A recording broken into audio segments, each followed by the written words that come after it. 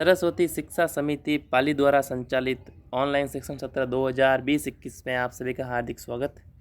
कक्षा 7वीं विषय गणित के 6ठे अध्याय त्रिभुज एवं उसके गुण। आज हम कुछ उदाहरण द्वारा कुछ प्रश्नों को समझने का प्रयत्न करेंगे, उसके आधार पर प्रश्नावली के प्रश्न भी हल करेंगे। पिछले भाग में हमने त्रिभुजों के गुण भुजाओं के आधार पर वो पढ़ा था कि किसी त्रिभुज की दो भुजाओं का योग उसकी तीसरी भुजा से अधिक होता है। तो उसके आधार पर यहाँ पर प्रश्न को हल करेंगे। क्या कोई ऐसा त्रिभुज संभव है जिसकी भुजाओं की माप 10.2 सेंटीमीटर, 5.8 सेंटीमीटर तथा 4.5 सेंटीमीटर हो।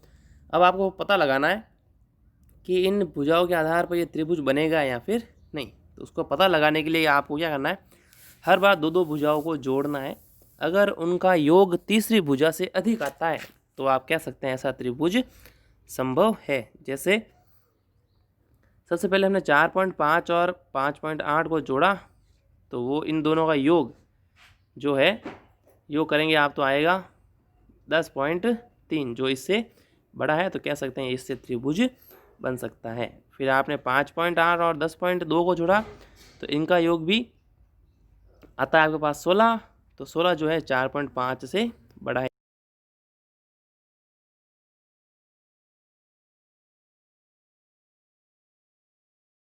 कह सकते हैं इन भुजाओं वाला त्रिभुज संभव है।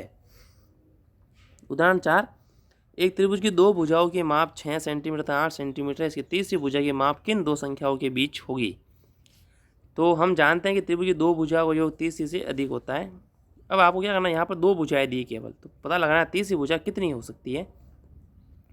तो तीसरी भुजा दी गई भुजाओं के योग से कम होनी चाहिए, अर्थात तीसरी भुजा 8 + 6 14 सेंटीमीटर से कम होगी। यह तीसरी भुजा दी गई दोनों भुजाओं के अंतर से अधिक होनी चाहिए था। तीसरी भुजा 8 -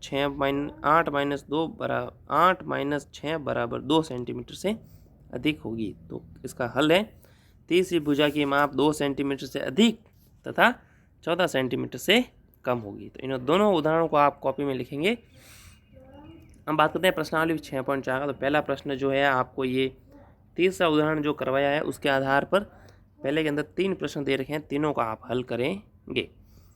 दूसरा, त्रिभुज पी क्यू आर के अभ्यंतर को एक बिंदु लिया हमने ओ, क्या यह सही है। तो ओ को पहले आप पी से मिलाना है, ओ को हमने पी से मिलाया, आर से मिलाया और क्यू तीनों से मिलाया।